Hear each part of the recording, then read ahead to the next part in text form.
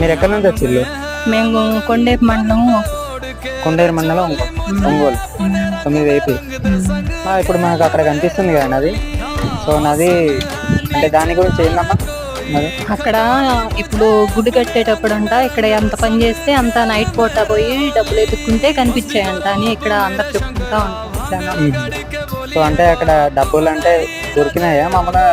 అవును, పని చేసే వాళ్ళకి ఎవరు ఎంత పని చేసారో ఎంత పనికి తగ్గట్లో దొరికేది. ఇక్కడ మనకు అనిపిస్తుంది ఇది ఈ నది. అదే అదే. ఓకే.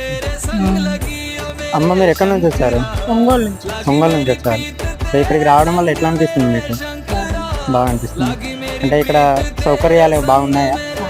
సో అన్నదానమైన కానీ వాటర్ అయినా కానీ బాగున్నాయి. సో అంటే ఇప్పుడు మీ కోరిన కోరికలు నెరవేరా ఇక్కడ? చూడాలి మేము ఇప్పుడే ఫస్ట్ టైం అమ్మ రాదు.